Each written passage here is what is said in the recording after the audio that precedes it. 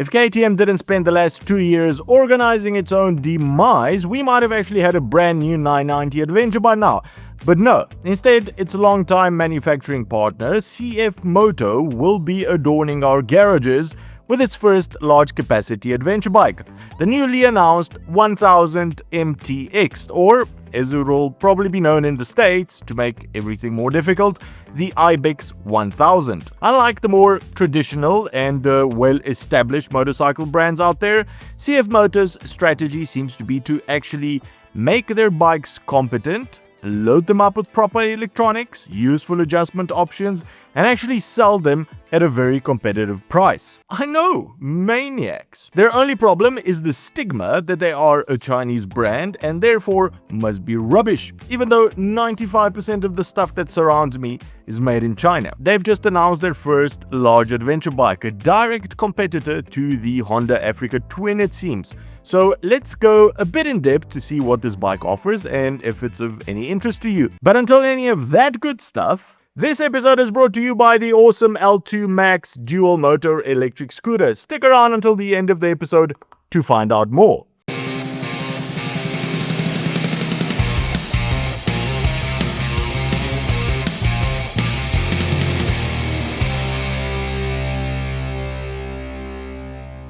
The 1000MT-X is a direct upgrade to its smaller brother, the 800MT, looking almost identical but with a few notable changes which bump it up to a new category.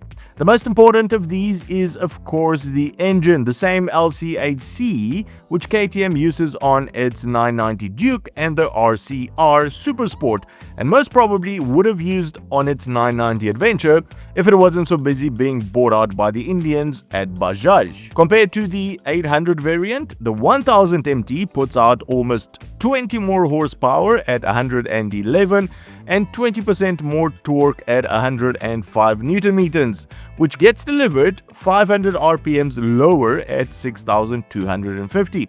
A lot of numbers here, but on paper, this boils down to an engine which isn't a lot larger, just 150 cc's, but it gives you 20% more horsepower and 20% more torque at lower RPMs when compared to its 800cc smaller brother. The chassis is also borrowed from the 800MT. It's tubular steel with an aluminium single swing arm, and even though the bike itself is bigger, it only weighs a fraction more at 222 kilograms instead of 220 on the 800 model, which when compared to the smallest weight on the slimmest Africa Twin out there, the hungriest one, the 2025 model with a manual transmission, the CFMOTO is still coming in with an almost 9 kilograms lighter bike and around 10% more engine power, which is exactly what we've all been screaming at the clouds for since the mainstream adoption of adventure bikes.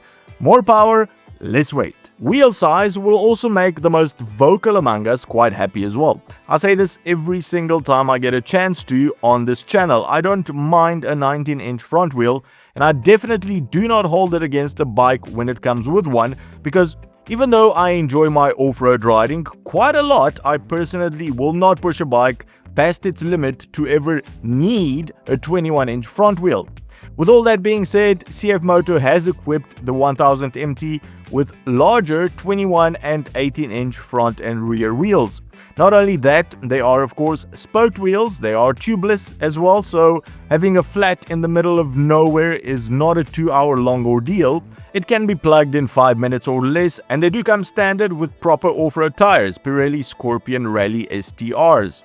And there we have it, literally nothing to moan about when it comes to anything related to tires and wheels. But maybe we will find something when it comes to suspension. Nope, same as on the 800MT-X, we find fully adjustable 48mm KYB forks, that is preload, compression and rebound settings.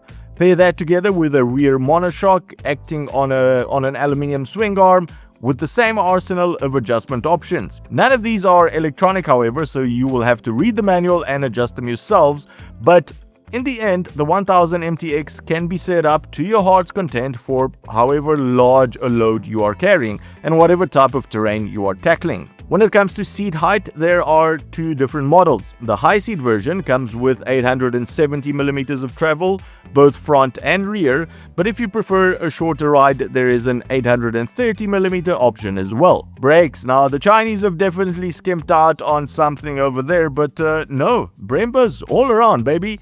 Dual 320mm discs on the front and a single 260mm Brembo on the rear. Make sure that you theoretically stop on a dime. And don't take that as a given, since there was a time when even BMW skimped and stopped using Brembos on their bikes. They have come back to their senses though. Anyway, those Brembos are linked to a smart cornering ABS system, which means that theoretically, if some obstacle catches you unprepared while you're in a corner, you can pull that brake lever fully and the front wheel will not lock up, even though you are busy cornering, keeping your butt intact on the seat. Sticking with electronics, maybe we'll find some evidence of cost cutting here. Cornering ABS means that the bike comes equipped with an IMU, an inertial measurement unit, which basically also unlocks better traction control as well, and I would be surprised if it also didn't come with features like hill-hold control, for example. The TFT display also gets an upgrade now. It's 8 inches in diagonal, it has Bluetooth integration, tire pressure monitors, heated grips, and a heated seat, cruise control and LED lights all around.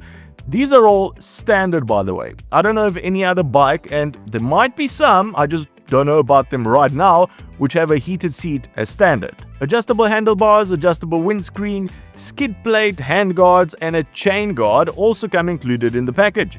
Put that together with the 22.5-liter fuel tank, which should give you a range of about 450 kilometers, and you get a lightish bike with proper off-road wheels, proper adjustability when it comes to both suspension and comfort, packaged with a suite of electronics which are useful but not over the top, and a network of dealers which is growing every month compared to some more established brands which are busy snuffling out their dealer network while we speak. And you get a proper bike which will take you comfortably anywhere on this planet. That is, unless CFMOTO screws it up with the price, which they have not announced yet.